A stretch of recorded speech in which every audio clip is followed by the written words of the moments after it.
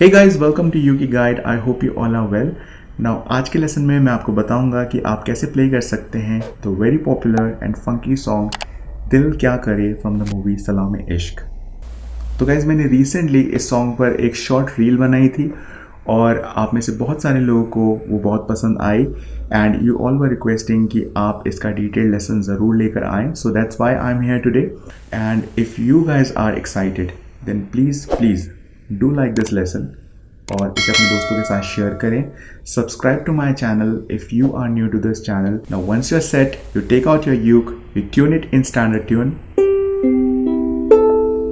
and let's start with the lesson.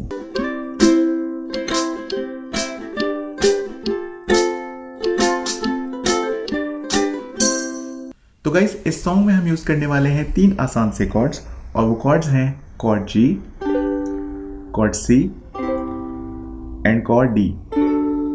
तो chord G को play करने के लिए आपको चाहिए आपकी index finger on second fret third string, your middle finger on second fret first string and your ring finger on third fret second string, and chord G should sound like this. chord C को play करने के लिए आपको चाहिए आपकी ring finger on third fret first string and chord C should sound like this. To play chord D, you need to place your index finger on second fret fourth string, your middle finger on second fret third string and your ring finger on second fret second string, and chord D should sound like this. तो guys अब बात करेंगे the main punch of this song which is the finger picking part. और इस finger picking part को I will try to explain as easy I can ताकि आप में ज़्यादातर लोग इस सॉन्ग को प्ले कर पाएँ। ओके तो सबसे पहले let me quickly play this for you and then I am gonna explain you each and everything in detail.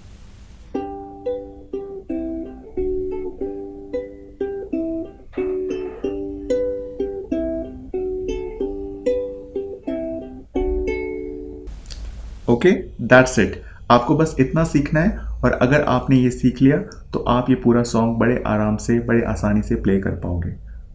Okay तो इसे प्ले करना ज़्यादा मुश्किल नहीं है, लेकिन हाँ आपका जो हाथ है वो तीनों कॉर्ड्स पे जो हमने अभी कॉर्ड्स सीखे हैं वो तीनों कॉर्ड्स पे आपका हाथ बहुत स्टेबल होना चाहिए। स्टेबल का मतलब है कि आप जो भी कॉर्ड अगर होल्ड कर रहे हो तो वो कॉर्ड आपको क्लियर साउंड देना चाहिए लाइक दिस।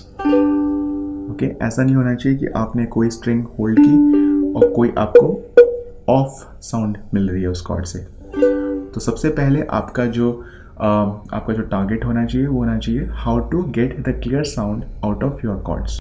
तो गाइज जो फिंगर पिकिंग पार्ट है उसको मैं डिवाइड करने वाला हूँ 3 डिफरेंट सब पार्ट्स में और सबसे पहले हम बात करेंगे पार्ट 1 की। तो जो पार्ट 1 है उसको हम प्ले कर रहे हैं ओवर कॉर्ड G। तो इस पार्ट को प्ले करने के लिए हमें चाहिए कॉर्ड G अगेन। तो कॉर्ड G को होल्ड कीजिए लाइक दिस और हम इसको प्ले करेंगे कुछ इस तरह से। ओके अभी बस इतना समझना है,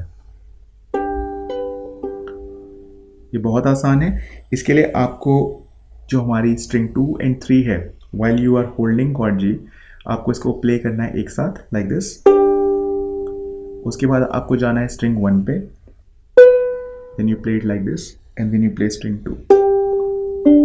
Okay so it will sound like this again. तो अब हम बात करेंगे पार्ट 2 की। नाउ पार्ट 1 से जो हमारा पार्ट 2 का जो ट्रांजिशन है वो बहुत क्विक है। ओके तो आपको इस पार्ट को जैसे ही यू कंप्लीट पार्ट 1 आपको इमीडिएटली पार्ट 2 प्ले करना है।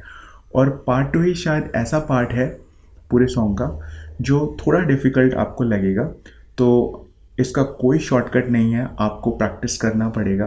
अगर आपको वही साउंड चाहिए जैसी आप एक्सपेक्ट कर रहे हैं तो आपको प्रैक्टिस करके ही इसे अचीव करना होगा। तो गाइस जो पार्ट 2 है और इसे जिसको हम प्ले करने वाले हैं कॉर्ड C पर, वो कुछ इस तरह से साउंड करेगा। ओके वैसे ज़्यादा मुश्किल आपको नहीं होनी चाहिए क्योंकि हम इसमें यूज़ कर रहे हैं एक ओपन स्ट्रिंग और हम यूज़ कर रहे हैं एक hammer note.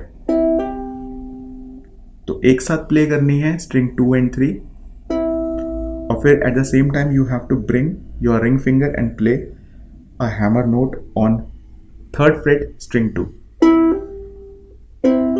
like this. Again, play both strings together, and while you're having that sound, play a hammer note like this. Now अगर hammer note आपके लिए possible नहीं है, ओके, अगर ये आपके लिए डिफिकल्ट है, तो आप इसको कुछ इस तरह से ही प्ले कर सकते हैं.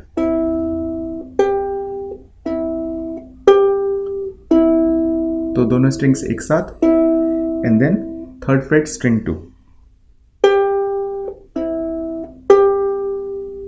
बट जो एक्चुअल साउंड है वो डिफरेंट हो जाएगी. तो अब बात करते हैं पार्ट 3 की, और पार्ट 3 को हम प्ले करने वाले हैं ओवर कॉर्ड डी. तो आप इसको कैसे प्ले करेंगे? आपको again you need string 2 and 3. So play both strings together. और जो हमारी स्ट्रिंग 1 है वो यहाँ पर अनटच्ड है, okay, it's an open position. तो आप इसको ओपन पोजीशन में प्ले करेंगे लाइक दिस.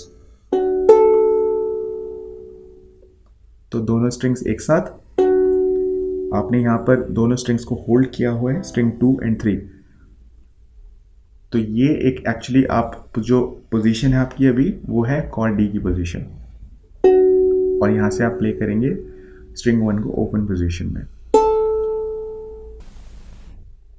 ओके, तो तीनों पार्ट्स आपने समझ लिए हैं. अब इन तीनों पार्ट्स को आपको मर्ज करना है. तो सबसे पहले part 1, then part 2, part 3, again part 2, part 3. Okay, now with the actual speed.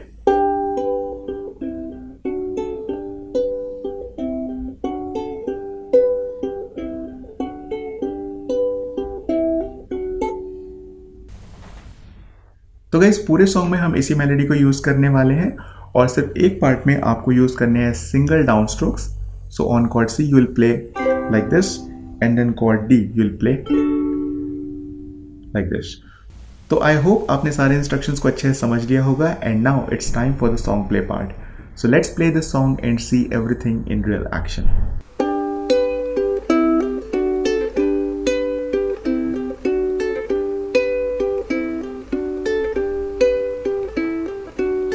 सिली सिली तपती रातों में चलता हूँ मैं बरसातों में, दुबा दुबा हर दिन यादों में दिल क्या करे. अपने में ही खोया खोया रहता हूँ, कहना है कुछ कुछ कहता हूँ, बेनिया जब सहता हूँ दिल क्या करे.